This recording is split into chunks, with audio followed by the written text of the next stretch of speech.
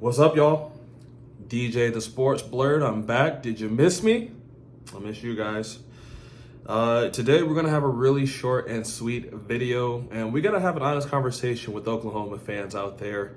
I've been saying for a very long time, before this season even started, Oklahoma fan, you're gonna have a crazy, crazy tough season, and it's gonna be one that's gonna come with a lot of bumps. But even I didn't predict these type of bumps. I told you guys were going to lose a few games.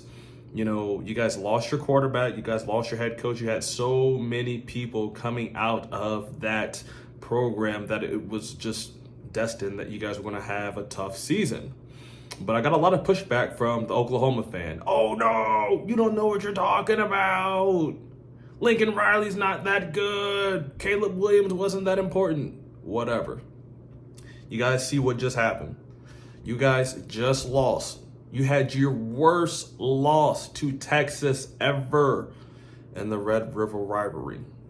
That's a word that's very tough to say 3 times in a row. Red River rivalry, Red River rivalry, Red River rivalry. But I digress. You had your absolute worst showing of all time. Games been played many, many times, and that was the worst beating Oklahoma has taken ever in that game. 49-0. Texas was up 28-0 at halftime. You guys didn't even look like you belonged on the field. I don't know what has happened to OU, but that dog in them that used to be there, that fight, is not there. Now, it's one thing to lose a game, Oklahoma. It's another thing to quit. You guys the players absolutely gave up. They looked defeated. Right? And that's just, that trickles down from the coaches. I mean, if you're not being coached right, you're not going to play right. And I think that OU never actually gave Lincoln Riley the credit he deserved for the coaching job that he did. Everybody always said it was Kyler Murray, it was Baker Mayfield, it was whoever, Jalen Hurts. Those are the reasons that Lincoln Riley had success, and that was not true. Right? Bob Stoops, phenomenal head coach, legendary Hall of Famer. There's a reason why he wanted Lincoln Riley to lead his program. There's a reason why USC paid Lincoln Riley a ton of money to lead their program. They know he's elite. One day, OU fans, you're going to see it. Maybe you guys are starting to see it. Maybe you guys just don't want to believe it because he left you guys. I know OU still thinks that they're an elite program, that they're not. You guys are a very good program, but you're not elite. So coaches will not jump from Ohio State. They won't jump from Georgia. They won't jump from, Alabama. They will jump from Oklahoma if they think they have a little bit better team out there that they can go to.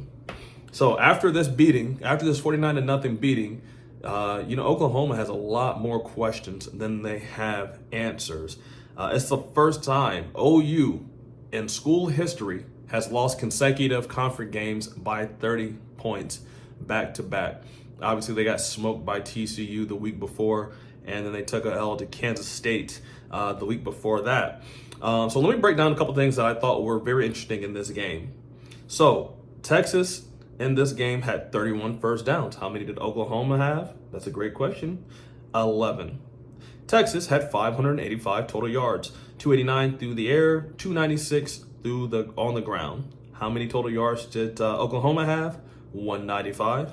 39 pass, 156 rushing. Turnovers.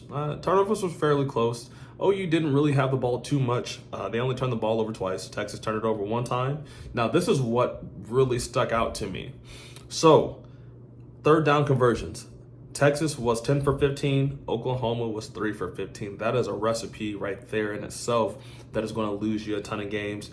And then the one thing I also want to let you guys know, Quinn Ewers could not be stopped. Now, as an Ohio State fan, it's almost bittersweet to see Quinn Ewers. I do want him to have success. He's a young guy, and I wish nothing but the best for him. But I think about what could have potentially been at Ohio State had he just waited his time, sat behind C.J. Stroud. The show would have kept going. But good for him. He was 21 for 31, 289 yards, 4 touchdowns. OU's defense, right? OU's defense has let up in the last 3 games an average of 48.3 points a game. They've allowed 12 rushing touchdowns in those 3 games, and they've also allowed 6.7 yards per rush. That is absolutely terrible. And given Brent Venables is supposed to be a defensive-minded coach, and I don't really see what's going on or what the payoff was, with his reputation. Now, I will give Oklahoma some type of credit. I think Oklahoma's a terrible team right now, and so when they play a good team like Texas, you're going to get smoked. Right now, I have Texas in my top 10. I know that they have a couple losses, but one loss they suffered was to the #1 ranked Alabama Crimson Tide, and they lost their starting quarterback in the first half. So, I'm willing to look past that. And then the other loss they had to Texas Tech, that was a loss that, they probably shouldn't have had. It was on the road. They had a second-string quarterback in there. Right now, I think with Quinn Ewers, Texas is the is a top 10 program. Now, there's no fixing the Oklahoma season, okay? What's done is done. Let's transfer over to the other side of the country. Let's talk about USC, and let's talk about the job that Lincoln Riley is doing. Lincoln Riley, as of now, you got to think he's coach of the year.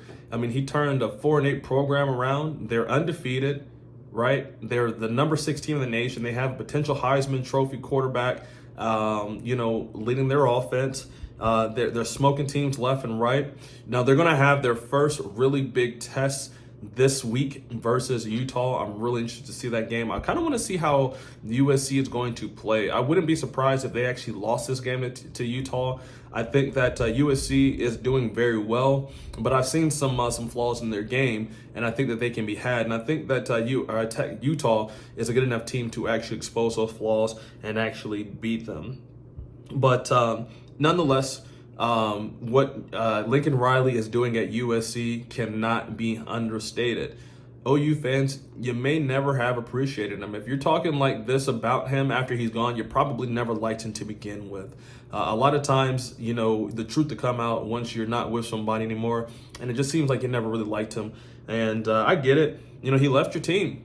If Ryan Day left the Buckeyes in the same exact manner Lincoln Riley left Oklahoma, I would understand it too. I probably wouldn't have great things to say about him, but I'd understand if he got what he thought was a better job. And right now, it's looking like Lincoln Riley was correct. I've been saying this a long time. I mean, I think Lincoln Riley did see the writing on the wall. OU is not an SEC team. So if you think it's going to get better, it's going to get even worse. So right when OU's probably going to start rebuilding, they're going to start getting some more pieces. Brent Venables going to start implementing his offense and his defense a little bit more. They're going to become structured. OU's not going to be down forever.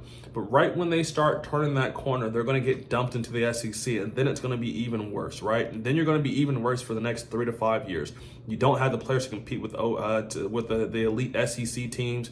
You're doggone for sure not going to compete with Alabama, Georgia, Ole Miss, Tennessee. You're not going to compete with these teams. So I'd hate to tell you guys, OU fans, you're going to be a really mediocre team for quite a while, and there's really nothing that you guys can do about it. And I'm sorry, I feel for you.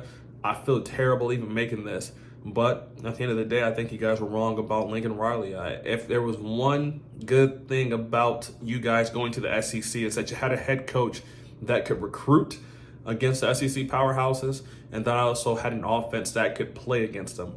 And now you don't have either one of those. Well, this is the end of the video. If you're already here, please like it, comment, subscribe. Tell me where I'm right. Tell me where I'm wrong. I really appreciate, you guys going back and forth with me. I just like making these videos. So if I was right, let me know. If I was wrong, let me know. But comment, subscribe. Let's grow together. Peace.